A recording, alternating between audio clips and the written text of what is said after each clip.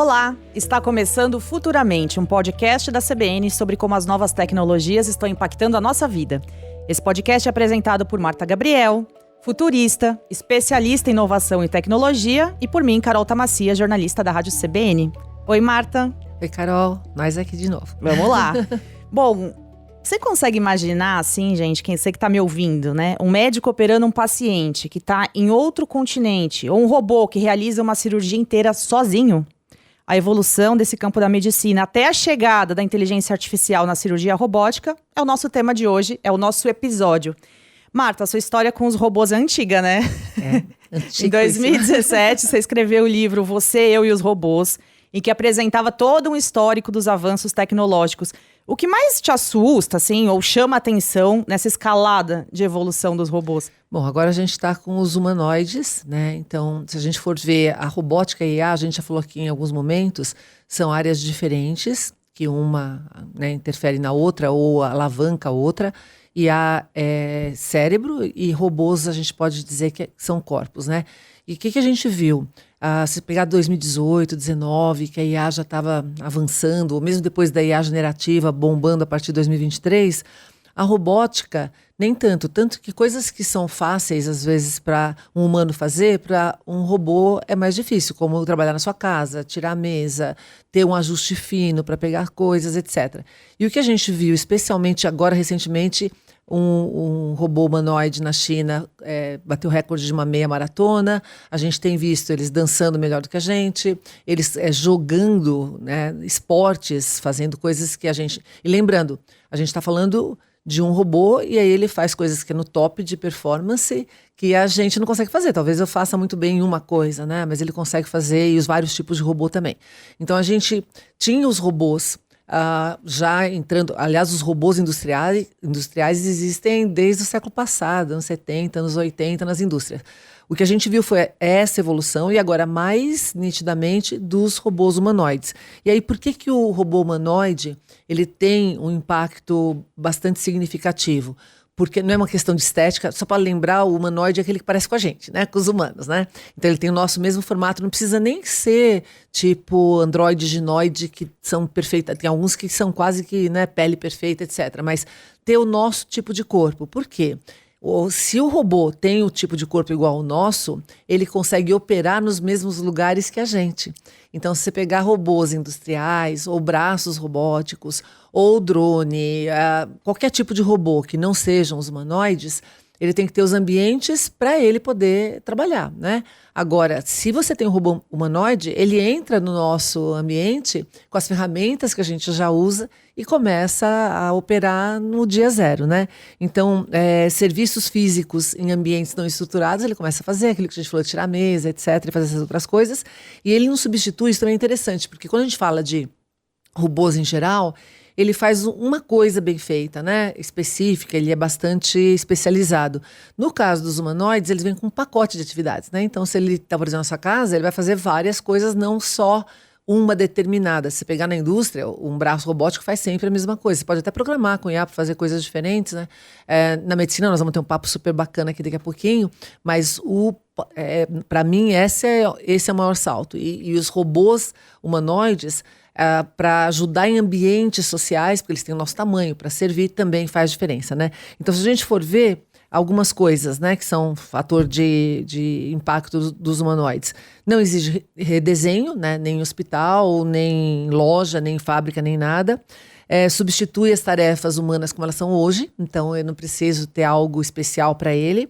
Tem mais flexibilidade operacional, porque eles podem andar, entrar, manipular objetos nos ambientes que já estão criados, então eles entram em setores que a automação tradicional não entraria. Então isso muda também aquela coisa que a gente tem discutido de impacto da tecnologia no trabalho. E veja como é rápido, Carol.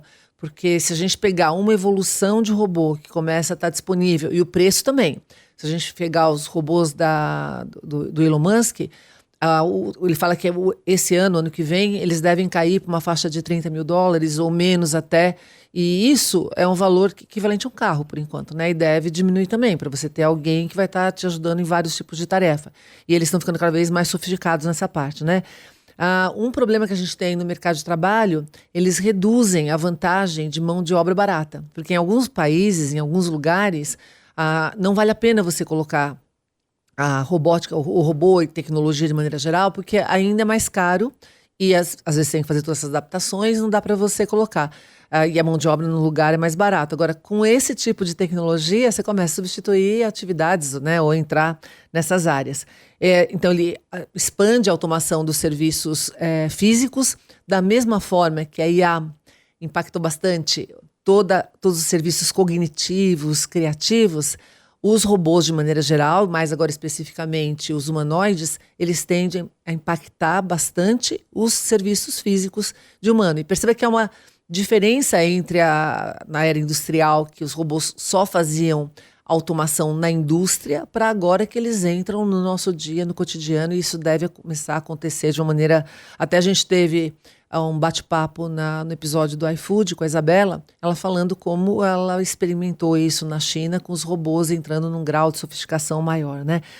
Se a gente pensar em termos de escala, obviamente eles criam mais papéis, porque os humanos vão ter que fazer manutenção, implementação, fluxos desses robôs, etc., mas em escala menor do que os outros tipos de robô, né? Então, de novo, lembrando, o impacto que a gente teve cognitivo, a gente deve ter agora físico, de maneira mais ampla.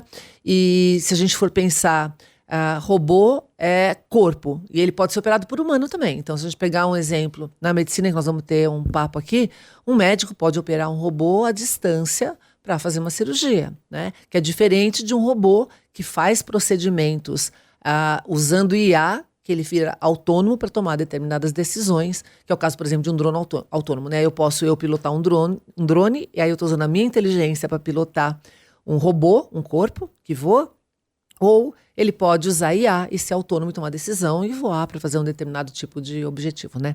Então, basicamente isso, a gente está entrando na era dos robôs. Bom, vamos ver então como é que isso funciona na mesa de cirurgia. Convidando aqui para o Futuramente Walter da Costa, que ele é gerente médico do AC Camargo, professor livre docente em urologia pela Unicamp. Oi, doutor, bom dia, seja bem-vindo ao Futuramente. Bom dia, agradeço pelo convite, um enorme prazer estar aqui. Vamos bater um papo sobre cirurgia robótica e o papel dela na saúde. Muito bem. Você opera cirurgia robótica há muito tempo, né? Desde antes, talvez, dessa incorporação de IA nos sistemas que vem ocorrendo agora. Né? A operação com robótica no Brasil começou há quase 20 anos. Né? Como que era antes, quando você começou, e como é que está agora, por exemplo, para a gente visualizar um pouco dessa escalada? A cirurgia robótica na saúde, ela vem lá do final da década de 80, início da década de 90. Foi uma iniciativa das Forças Armadas Americanas, porque eles tinham a expectativa e o desejo de fazer cirurgias de altíssima complexidade à distância. Então, eles queriam operar os soldados e combatentes da guerra com um hub de experts dentro dos Estados Unidos. Então, a cirurgia robótica, ela nasce dessa iniciativa. E ela vai ganhando popularidade, principalmente no início dos anos 2000. Então, aqui no Brasil, nós tivemos a chegada do primeiro aparelho de cirurgia robótica em 2008. Então, nós estamos hoje com 18 anos de cirurgia robótica. E de tempos em tempos, ciclos que geralmente demoram entre 4 e 5 anos, você tem uma renovação do modelo do robô cirúrgico. Então hoje nós estamos na 4ª linha de robôs cirúrgicos, então houve muita evolução, não só no que diz respeito ao hardware, né, ao robô em si, mas todas as funcionalidades que a máquina hoje está à disposição do cirurgião para promover uma cirurgia minimamente invasiva, mais segura, e com menos impacto na qualidade de vida dos pacientes. Que cirurgia hoje você não faria sem um robô, por exemplo? Hoje, assim, o que vem em mente de primeiro momento assim, é a prostatectomia radical, que é a cirurgia para tratamento do câncer de próstata. Né? A gente tem uma série de evidências em literatura mostrando que utilizar o robô neste contexto desta cirurgia específica, que é uma cirurgia extremamente delicada, ajuda a preservar muito a qualidade de vida dos pacientes no pós-operatório. Então, hoje, fazer esse tipo de cirurgia que não seja através da técnica robótica, você está expondo o paciente a um risco de complicação significativamente maior. É por causa da precisão? No caso da prostatectomia, o que acontece, né? Na periferia da próstata passam uma série de terminações nervosas que regem duas funções biológicas muito importantes, que é o controle da urina, então o que a gente chama de continência urinária, e a função sexual do homem, né? A função erétil. Então, se durante a cirurgia, inadvertidamente, você tem uma lesão parcial ou total desses nervos, o paciente vai ficar com incontinência urinária, que é o escape involuntário de urina, e pode nunca mais conseguir ter uma relação sexual porque ele não consegue ter ereção. Então, com o advento da cirurgia robótica, a gente consegue identificar melhor esses nervos e consegue remover a próstata, poupando os nervos ou na sua totalidade ou o máximo possível, para que a pessoa consiga continuar tendo uma vida sexual ativa depois do tratamento e que não venha a sofrer com quadro de incontinência urinária, que traz um impacto na qualidade de vida muito grande desse paciente. O Sistema Único de Saúde, né, o nosso SUS, incorporou oficialmente, inclusive, essa cirurgia robótica para o tratamento de câncer de próstata ano passado, né? Isso coloca o Brasil na vanguarda ou a gente está correndo atrás do que já é feito lá fora? Como que a gente compara isso? Se a gente fosse comparar com os países mais desenvolvidos, então aqui eu estou falando Estados Unidos, Canadá, Europa, Japão, Austrália, a gente está atrás, tá? Então a cirurgia robótica já é disseminada para o tratamento desse tipo de patologia nestes países. Se a gente for se comparar com países em desenvolvimento, o Brasil sim chega no momento ainda na vanguarda, né, para poder oferecer isso para a população da rede pública de saúde, né? Então, você falou bem. Então, nós estamos num momento de transformação. Então, até outubro do ano passado, esse procedimento ele não era oferecido no SUS e nem sequer era respaldado no rol de procedimentos da ANS. Então, para os pacientes que eram submetidos à cirurgia robótica, o faziam particular. Eles tinham que arcar com parte do seu tratamento. Então, a partir de outubro do ano passado, houve essa mudança de entendimento e foi dado para os serviços de saúde que estão oferecendo suporte ao SUS se prepararem durante o ano de 2026. E agora, Carol, dia 1º de abril, marcou uma data muito importante, que foi a data da incorporação da prostatectomia radical robótica no rol de procedimentos da ANS. Então, os pacientes que têm operadoras de saúde, convênios, planos de saúde, essas operadoras são obrigadas a dar cobertura para a realização da prostatectomia radical robótica por conta de todas essas vantagens que eu acabei de citar alguns minutos atrás. Tá? Então não é só o SUS, o plano também vai passar a cobrir para quem tem plano de saúde. Isso é muito bom, né? Exatamente. Né? Então, e a cirurgia realmente, então, dá uma melhora para a pessoa que está sendo operada? Não digo só no caso da cirurgia de próstata, né? Nas demais que vocês... Porque acho que a gente, eu não sei, pode ser que tenha gente que tenha medo ainda, né? Você operado por um robô, isso dá um pouco de medo, né? Em algumas circunstâncias. Eu acho que isso é bom, assim, a gente desmistificar, né? Então, o robô, como a Marta estava comentando no início da conversa, ele tem graus de autonomia diferentes, né? Então, o robô cirúrgico, ele não opera sozinho, né? Então, essa mensagem é muito importante que todos que estejam nos ouvindo fiquem com isso claro. O robô, ele é uma ferramenta a serviço de um cirurgião. Então, o que o cirurgião gostaria de fazer com a palma da mão, mas de uma maneira minimamente invasiva, lesando o mínimo possível o paciente, é o papel do robô. Então, o que o robô traz de inovação e de melhoria tecnológica frente às tecnologias anteriores, como, por exemplo, a videolaparoscopia? Então, a gente tem uma ampliação visual da ordem de 10 vezes. Então, você vê uma estrutura 10 vezes maior do que você veria a olho nu. Nas cirurgias convencionais, como, por exemplo, a videolaparoscopia, cabe ao cirurgião segurar as pinças e fazer os movimentos. No robô, essas pinças são acopladas em um braço robótico que responde a todo o comando do cirurgião. Então, o cirurgião está sentado numa cadeirinha, ele veste como se fosse 2 dedais e todo e qualquer movimento que ele gostaria de fazer com a palma da mão é transmitido na ponta do aparelho. O que isso traz de ganho para o doente? Você tem uma destreza, uma delicadeza de movimentos que as técnicas convencionais não têm. Você impede que efeitos relacionados à fadiga ou tremor durante a cirurgia aconteçam. Porque os movimentos são totalmente controlados e estáticos, né? A imagem, numa cirurgia por videolaparoscopia, a gente olha, por exemplo, um monitor e faz os movimentos. A imagem no robô é uma imagem de alta definição e 3 dimensões, que dá uma noção de profundidade e de relevo das estruturas muito superior às técnicas convencionais. Então, quando você soma tudo isso, você consegue promover uma cirurgia que, do ponto de vista oncológico, é tão boa quanto os métodos tradicionais, mas que do ponto de vista funcional e de preservação de qualidade de vida é significativamente superior. Este é o principal apelo da cirurgia robótica em oncologia, na sua maioria das indicações, né? Para algumas situações específicas, como é o caso do câncer de próstata, isso é mais claramente notado, mas existem uma série de outras situações clínicas e outros tipos de tumores que o uso da cirurgia robótica traz bastante vantagem também. Mas tem ainda alguma limitação, por exemplo, que ainda preocupa você? Algum risco ainda, no caso da robótica? Não, a limitação hoje aqui no Brasil ainda é uma limitação de acesso, né? Então a gente estava conversando, né? A única situação clínica que as operadoras e planos de saúde hoje se veem obrigados a dar cobertura é no caso do câncer da próstata, Carol. Todos os outros tipos de tumor ainda não estão incluídos no rol de procedimentos da ANS. Então, parte do custo do tratamento é o paciente que vai ter que arcar. E isso limita muito o acesso da tecnologia à população, né?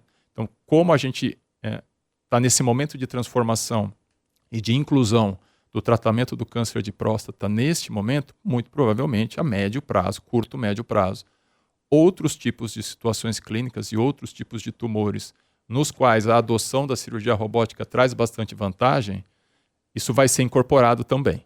Mas a gente ainda está no momento em que só pacientes com câncer de próstata têm direito, através da operadora, de serem operados pela cirurgia robótica. E os hospitais, de maneira geral, eles têm a infraestrutura já para utilização? Como que... Então, nós temos hoje no Brasil, Marta, 200 plataformas robóticas cirúrgicas instaladas, tá? Se você for ver a distribuição geográfica desses robôs, eles ainda estão predominantemente nas capitais. Então, São Paulo é o polo com o maior número de plataformas do Brasil, seguido aí por Rio de Janeiro, Belo Horizonte e Brasília, né? Então, a gente ainda tem algumas capitais de alguns estados que ainda não têm robôs, né? Então, boa parte desses pacientes prefere fazer o turismo médico, saem dos seus locais de origem para vir para os grandes centros para fazer os procedimentos. Agora, com essa obrigatoriedade da inclusão da prostatectomia robótica pelas operadoras, muito provavelmente o que a gente vai ver é uma pulverização maior. Sim. Porque os convênios e as Unimedes, cooperativas do interior, vão ser obrigados a dar cobertura para os seus pacientes.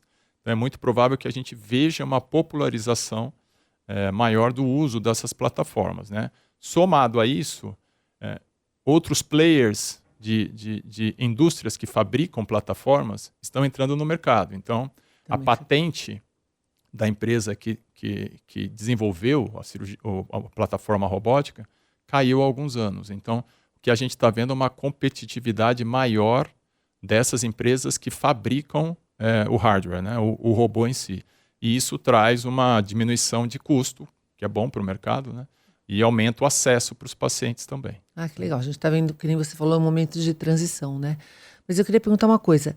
Você falou que as cirurgias se beneficiam. Tem alguma cirurgia que ainda não se beneficie de robôs, que tem que ser feita mesmo no modo tradicional, porque o robô não agrega nada, nem precisão, nem nada? Sim, existe uma série de situações, né? Então, aqui a gente está falando de situações em que a pessoa tem, por exemplo, uma doença localizada, um câncer localizado. Nessas situações, o uso da cirurgia robótica faz mais sentido. Uma doença mais avançada, um estágio localmente avançado ou metastático, muitas vezes a cirurgia aberta, convencional, ainda é necessária, tá? Okay. Agora, com a maior popularização e utilização do robô, o que a gente está vendo é uma ampliação das suas indicações. Então, à medida que você troca uma incisão, muitas vezes de 15, 20, 30 centímetros, por pequenos orifícios, por onde a gente entra com as pinças e a câmera e consegue fazer exatamente o que a gente gostaria de fazer com a palma da mão, você está traumatizando menos o doente, então você tem menos sangramento, você tem menos tempo de internação, você tem menos complicação, com um resultado oncológico similar. Então, cirurgias que até pouco tempo atrás eram impensáveis a gente fazer através da técnica robótica, hoje a gente tem conseguido fazer através do robô também. Então, para a imensa maioria das situações, principalmente em oncologia, a robótica consegue suprir bastante as necessidades. Em casos de doença muito avançadas, muitas vezes a robótica ela não consegue, a cirurgia convencional ainda tem o seu papel.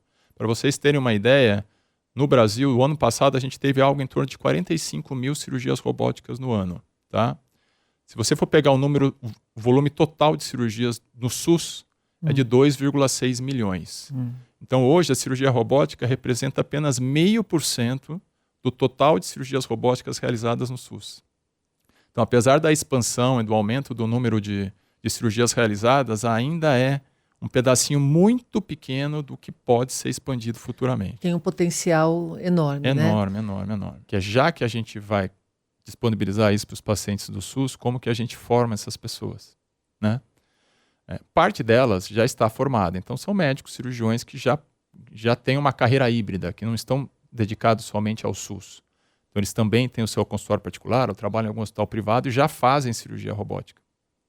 Mas a ideia é que a gente tem alguns hubs de cirurgia robótica no SUS, provavelmente distribuídos principalmente nas capitais, né? E que você tenha, sim, uma capacitação, um treinamento de cirurgiões que estão tratando no seu dia a dia pacientes do SUS. Tá? E aí a gente pode entrar mais a fundo nessa discussão, que é a questão do teletreinamento ou da teleproctoria, de você ter hubs de profissionais com altíssima expertise que ajudam a formar essa mão de obra de cirurgiões para operar os pacientes da rede pública de saúde, entendeu? Então, nós estamos justamente nesse momento de transição, de melhor capacitação, aumentando a abrangência da cirurgia robótica no Brasil e aumentando o acesso para a nossa população, que também depende da rede pública de saúde. Boa. No meio de 2025 foi realizada, gente, a primeira cirurgia feita por inteligência artificial através de um robô. O feito histórico aconteceu na Universidade Johns Hopkins, nos Estados Unidos, e a máquina extraiu, sem nenhuma intervenção humana, uma vesícula biliar. Segundo o responsável por esse projeto, o médico responsável, antes os robôs eram capazes de executar tarefas cirúrgicas específicas, mas agora podem compreender os procedimentos cirúrgicos. Aí eu te pergunto, né, um robô hoje com a inteligência artificial, ele já entende uma cirurgia ou ainda está basicamente executando os comandos? Você concorda com essa provocação que eu... A provocação é ótima e eu acho que a gente está indo neste caminho, tá? Agora, falar que essa é a nossa realidade... Aí eu discordo, a gente está bem longe ainda. Hoje, a inteligência artificial na cirurgia robótica, ela tem muito mais uma função assistiva do que autônoma, tudo bem? Então aqui, a IA, ela ajuda o cirurgião a desempenhar o seu papel. Existem alguns estudos pré-clínicos, e você deu um exemplo deles, que é esse da Johns Hopkins, de que nós já teríamos algoritmos, inteligências suficientes para entender os passos da cirurgia, os momentos da cirurgia e, eventualmente, desempenhar algumas tarefas, né? Então, nós tivemos recentemente um artigo publicado de uma IA que fez uma anastomose intestinal. Então, O que é anastomose? Anastomose é quando você corta o intestino e depois você religa o intestino. Você precisa fazer uma sutura, fazer uma série de pontos para você fazer essa comunicação de uma alça intestinal com a outra. Então, já existem algoritmos que conseguiram fazer isso em laboratório. Então, ele consegue identificar qual que é a alça intestinal de um lado ou do outro lado, e a máquina passa os pontos sozinha, absolutamente autônoma. Agora, são estudos pré-clínicos. Você não pode, baseado em um único estudo, passar a utilizar isso na prática clínica. Então, hoje em dia, a IA na cirurgia robótica, ela ajuda de outras maneiras. Vou te dar alguns exemplos. Então, a gente tem alguns algoritmos que apoiam a decisão clínica, no seguinte sentido: será que o caso daquele paciente é cirúrgico? Se for cirúrgico, a cirurgia robótica é uma opção? A IA nos ajuda a apontar a indicação clínica daquela cirurgia. Você tem recursos de IA que assistem a cirurgia real no paciente e, após a cirurgia, analisam todo aquele vídeo e geram um relatório para o cirurgião. E falam para ele: olha, você poderia ter feito um movimento dessa forma, da outra forma, ou você demorou demais nesse passo da cirurgia, você deveria ter dado um movimento para sua pinça diferente do que você deu. A tração que você aplicou àquela estrutura foi excessiva. Então, isso ajuda o cirurgião a se capacitar e a se corrigir para futuros procedimentos. E nós temos também, recentemente, a adoção da IA na incorporação da imagem pré-operatória no campo intraoperatório. Explico. Então, o paciente fez uma ressonância de próstata que mostrou que o tumor dele está do lado direito da próstata.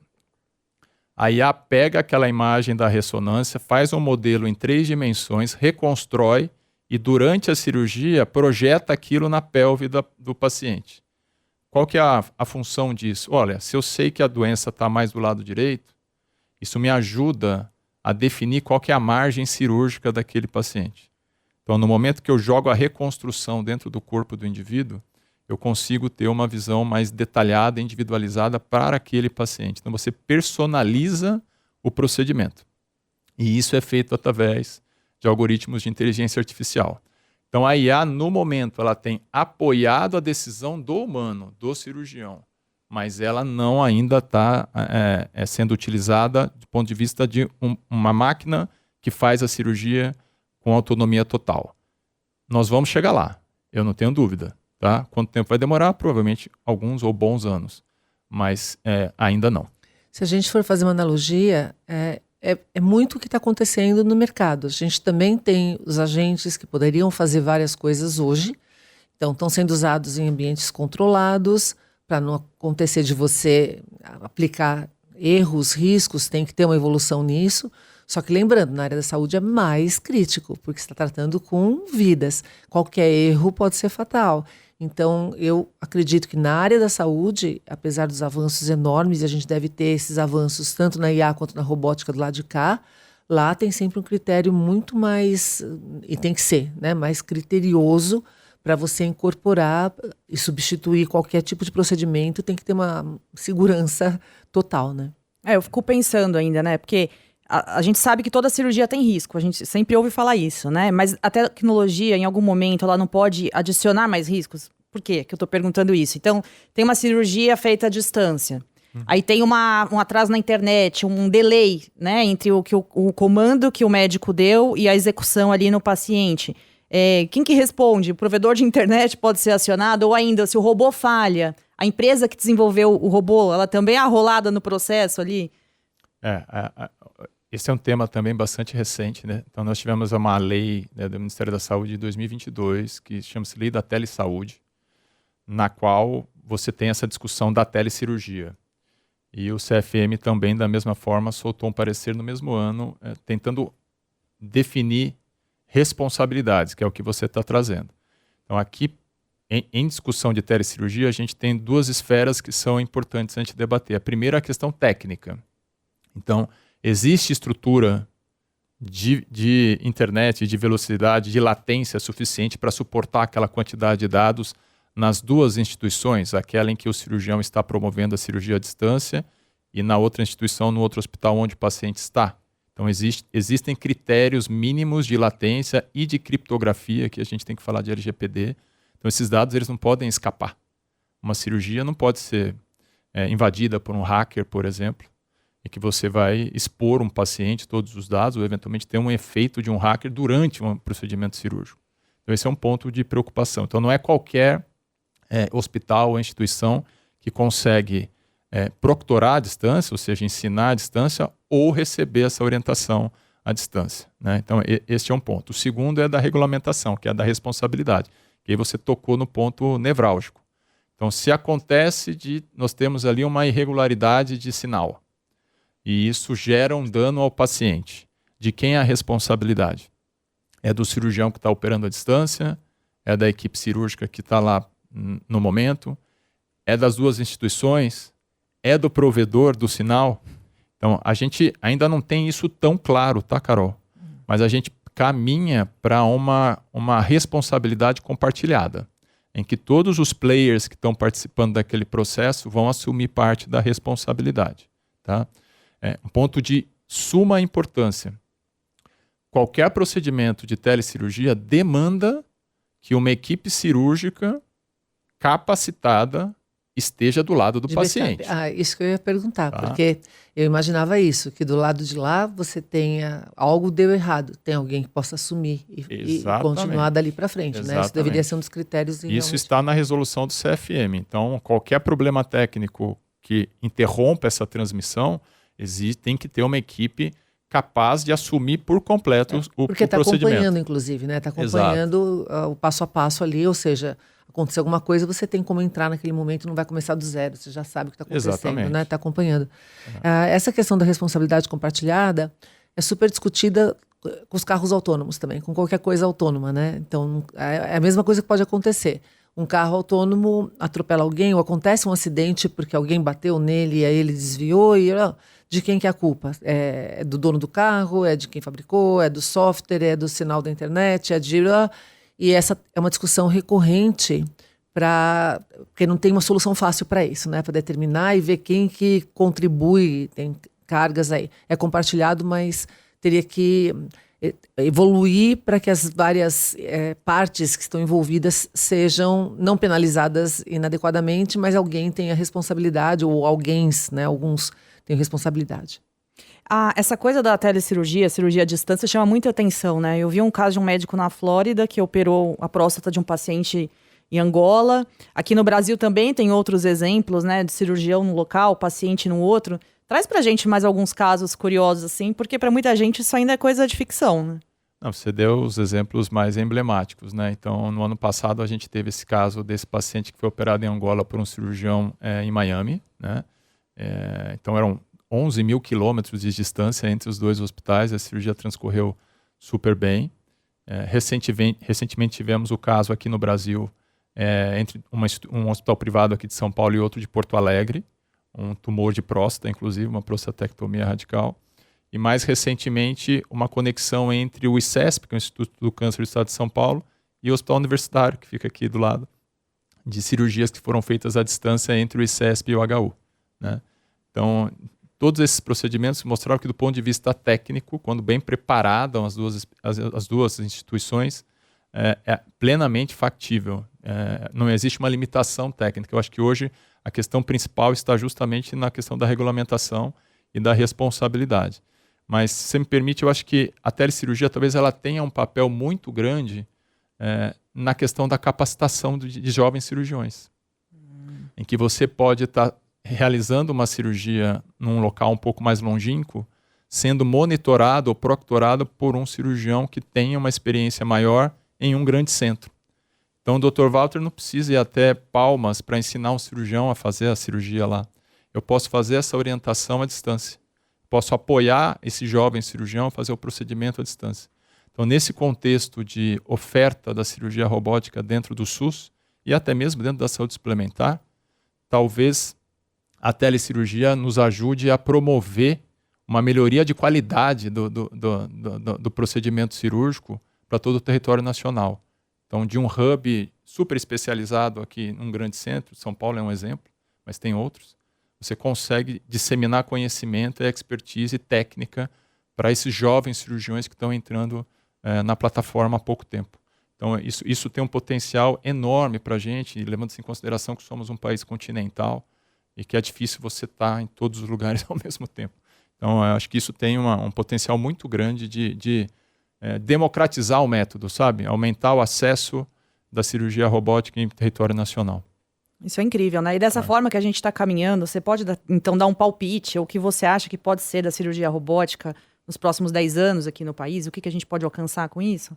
Eu acho que aqui vem uma discussão de acesso, de fato, como eu falei, câncer de próstata foi a porta de entrada, mas outros tipos de situações vão aparecer, né? Vão ser incluídas no rol de procedimentos da ANS, então vão ser cobertos pelas operadoras e vão estar disponíveis no SUS.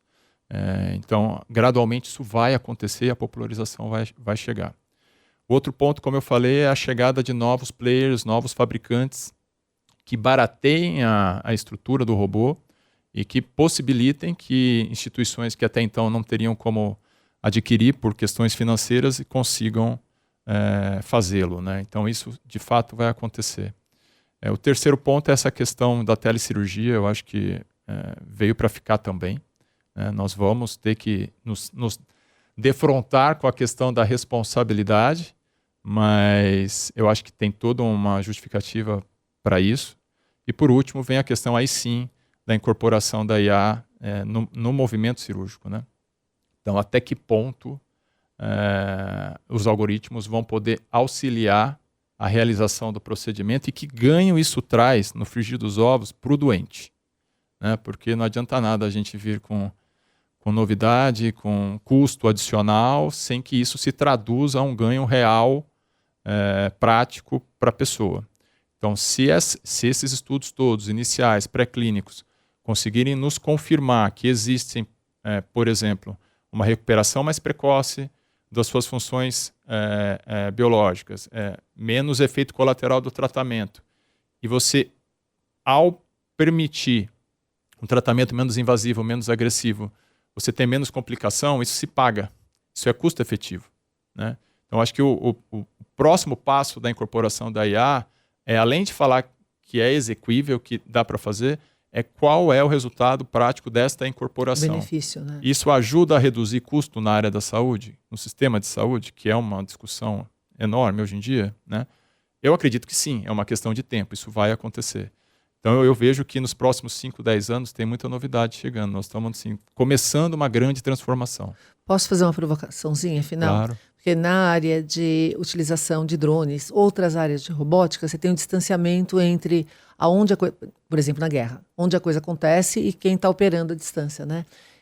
Tem risco de a gente ter esse distanciamento, porque se você não está ali onde a coisa está acontecendo, e que é o caso da pessoa que está operando um drone que está bombardeando um determinado lugar, ela não está vendo a dor, ela não tá ali, né? Claro. Como que fica isso na área da saúde? Então, medicina é uma ciência do relacionamento, né, Marta? Assim, o relacionamento médico-paciente é absolutamente fundamental. E tem um lado humano de acolhimento do paciente, principalmente um paciente oncológico, que é absolutamente fundamental, tá? Então, eu vejo que hoje, por exemplo, um paciente para fazer uma telecirurgia, ele tem que assinar um termo de consentimento que ele está de acordo de ser operado por um cirurgião à distância. Mas me preocupa também esse distanciamento. Eu acho que é fundamental que a gente consiga incorporar a tecnologia sem perder esse lado humano da profissão, né? E a telesaúde, a telemedicina tem nos mostrado que isso é possível. Então, hoje, você tem um volume enorme de teleconsultas acontecendo, né, em que você não perde o vínculo com o profissional. Mas sem dúvida, uma provocação interessante e que a gente tem que deixar com prioridade, né? Assim, esse lado afetivo, de acolhimento humano da medicina não pode ser perdido ou substituído pela tecnologia. É o mais importante, né? Do humano no loop. Doutor, para a gente finalizar, dá para a gente uma dica de um filme, de uma série, um livro, alguma coisa para o pessoal continuar acompanhando aí a discussão? Legal. Eu vou dar uma sugestão de um filme que eu assisti há alguns anos atrás, de um diretor brasileiro, ele chama-se Edson Oda. E o filme chama-se, em inglês, 9 Days, ou 9 Dias.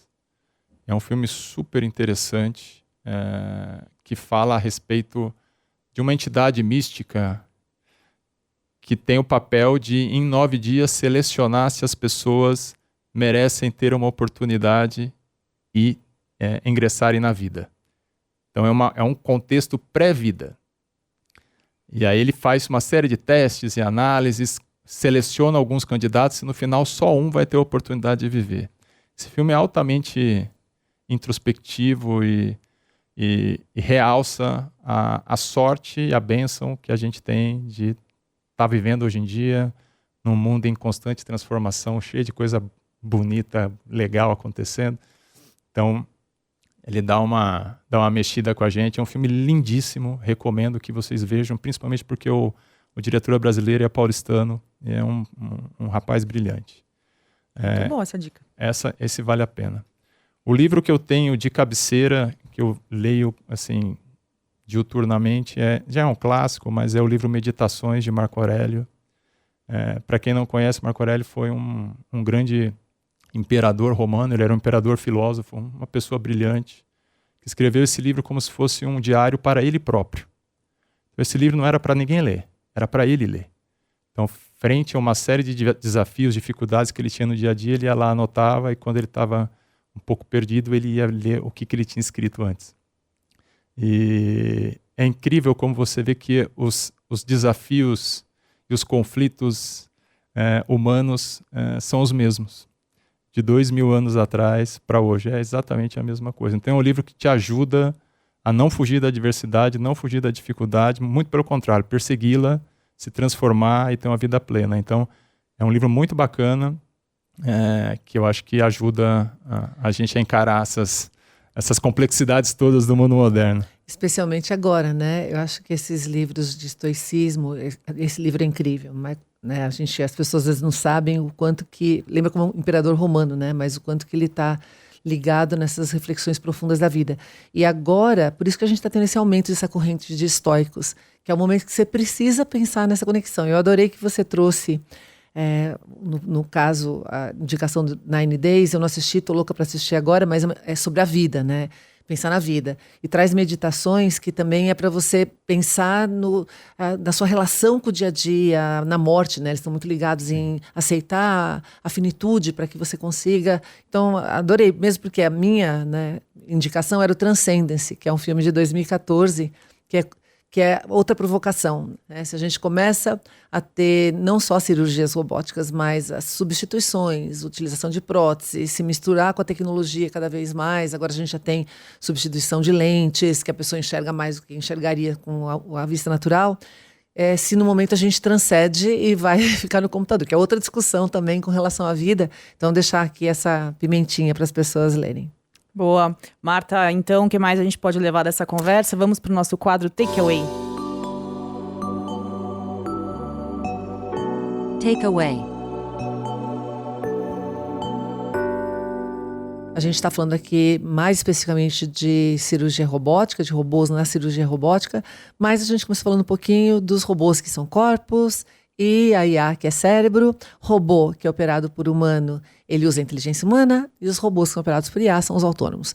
No caso da cirurgia robótica, a gente teve o prazer de ter com a gente aqui o professor Walter da Costa, que é um especialista, cirurgião, falando que no Brasil e na maior parte do mundo ainda é feito por cirurgião. Então, o robô ele assiste os cirurgiões em vários graus, e a IA também assiste. Então, ele usa o robô para melhorar a sua técnica, ele tem precisão, tira tremor, aumenta em 10 vezes a sua visão, além de trazer em 3D, e agora também a IA trazendo ajuda na decisão clínica, feedback, que eu achei sensacional isso, de a IA assistir a cirurgia para te ajudar a treinar, melhorar e praticar. E eu achei mais sensacional ainda a IA trazer as imagens dos exames, trazendo durante o momento do procedimento em 3D, melhorando não só a personalização da cirurgia, como a precisão também, que são coisas, né, então, incríveis, que têm potencial para melhorar a vida do paciente. Outra coisa que achei muito interessante na nossa conversa é que o tratamento ou a cirurgia tradicional versus a robótica, talvez o resultado final de resolver o problema é o mesmo, né? Mas, ontológico, mas o resultado na qualidade de vida, no procedimento, etc., com a robótica muitas vezes é bem melhor. Algumas cirurgias que não podem ficar sem, que a Carol perguntou. Então, cirurgia para tratamento de câncer de próstata realmente precisa, porque ela traz N melhorias em termos de precisão que podem impactar na vida do paciente, e tem algumas que ainda continuam sendo feitas da forma tradicional, porque elas exigem um cuidado maior, exploratório, tem que abrir, e isso está mudando também. A gente está no momento de transição. O Brasil hoje está na vanguarda dos países em desenvolvimento, mas tem outros países que estão na vanguarda mundial, Japão, Austrália, Estados Unidos, de maneira geral. No Brasil, a gente já tem 200 plataformas cirúrgicas que podem ser usadas. Lembrando também, nas capitais tem mais, a gente tem a questão do acesso. Desde o ano passado entrou como um procedimento que vai ter que ser colocado obrigatoriamente para ser atendido no SUS, e isso deve dar um avanço bastante grande na disseminação dessas plataformas, por obrigatoriedade. E também o Dr. Walter trouxe a questão de os players que estão entrando, diminui a concorrência, diminui custos, também favorece bastante na adoção. A educação médica é outra questão, a gente vai precisar dos médicos educados. Então, além da capacitação que é feita hoje na residência, e a gente vai começar a ter isso mais disponível, também tem os fellowship, onde você é. E outra coisa interessante, a telemedicina pode ajudar os médicos especialistas a fazerem ao treinamento dos cirurgiões mais novos, né, que estão entrando na carreira. Então, existem tipos de robôs diferentes, tem os generalistas, que fazem muito mais tipos diferentes de procedimentos, e tem os mais específicos, os mais especialistas. Questão de responsabilidade, ainda tem uma discussão bastante grande. A gente tem a parte técnica, que é ok, velocidade, LGPD, latência, internet nas duas pontas. A gente tem que ter uma equipe de backup também onde está sendo feita a cirurgia, mas a regulamentação ainda tem um campo aí meio nublado, que em todas as áreas de regulamentação de IA estão assim. Então a gente já tem algumas cirurgias feitas remotas aí, né? Não só robótica mais remota, como Angola para Miami, Miami para Angola, na realidade, Brasil, São Paulo, Porto Alegre, Poa, né? E a ICESP e o Hospital Universitário. Futuros, o Dr. Walter trouxe para a gente acesso a mais procedimentos e necessidades, novos players com barateamento, telecirurgia e telemedicina, e a IA assistindo ou mais para frente fazendo toda a parte de autonomia. A gente falou também do distanciamento, da humanização, que é importante, mas com certeza isso está sendo levado em conta conforme isso vai evoluindo. Dica do doutor para a gente, 9 Days, que tem um diretor brasileiro, Edson Oda, que é sobre a vida, meditações de Marco Aurélio, e eu falo para você assistir Transcendence 2014, que também é para a gente pensar um pouquinho nesse nosso processo evolutivo, como que a gente vai se misturando com as máquinas e como é que a gente acaba indo para um outro contexto de humanidade. Então, é isso, Carol. Obrigada, doutor, pela sua presença. Foi muito bom ter você aqui, trazendo tantos esclarecimentos, né, Marta? Muito, muito bom. Obrigado, pessoal. O Futuramente, então, fica por aqui. A gente se encontra na próxima terça-feira com mais um episódio. Você pode encontrar a Marta no Instagram, @MartaGabriel. Pode mandar um e-mail para futuramente@cbn.com.br. Esse podcast teve apresentação de Marta Gabriel e Carol Tamassia, produção de Ellen Menezes, edição de Priscila Gubiotti, trabalhos técnicos de Isabel Gomes, coordenação é do Thiago Barbosa e a direção é do Pedro Dias Leite. Tchau, gente. Até a próxima.